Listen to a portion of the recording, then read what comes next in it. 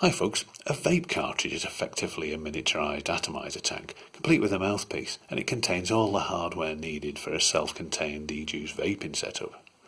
The only extra thing it needs apart from some e-juice is a power source, and because carts are happy to be powered directly from the output of a single lithium-ion cell, the devices that provide power can be really simple, and they're actually still known simply as batteries, even though nowadays they do contain a bit of extra circuitry.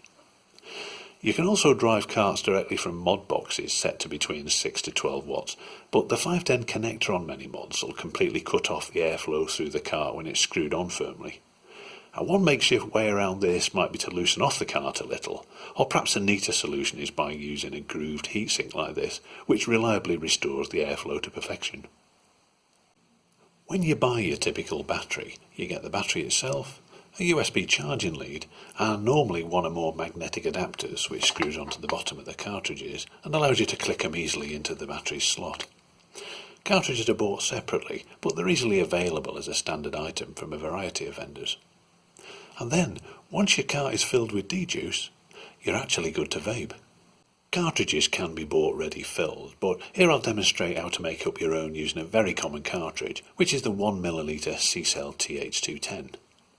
And as well as the cart, we're also going to be using some 100% pure unflavoured PG, a mixing vessel, and a 3ml glass vial is pretty good, a 1ml glass syringe with a blunt tip, a few small pieces of paper, and a small dental stick or similar for mixing stuff.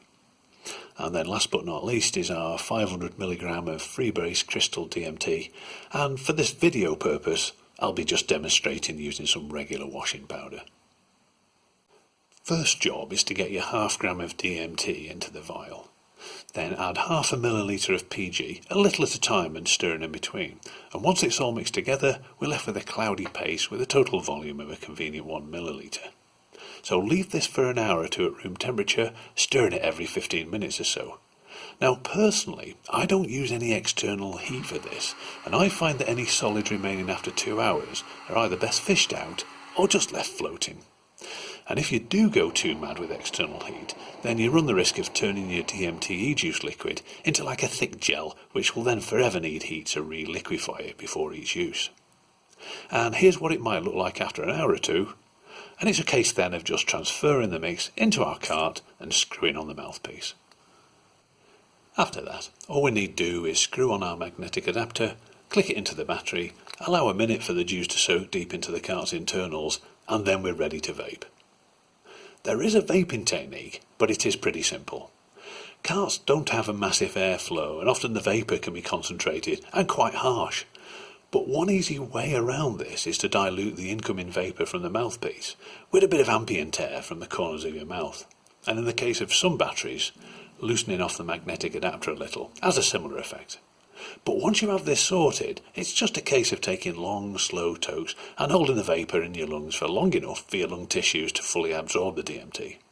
And with a good working setup, 3 long toques should be more than enough for a convincing blast off. The main con with carts is that they do prefer pure white spice, and if my extraction has yielded yellow or even off-white DMT, then I expect my carts to deliver a progressively weaker vapour with every toke, and typically becoming harsh and completely non-potent before the end of the second refill, or even earlier with badly yellow DMT. Using pristine white allows an extra refill or two before this actually happens.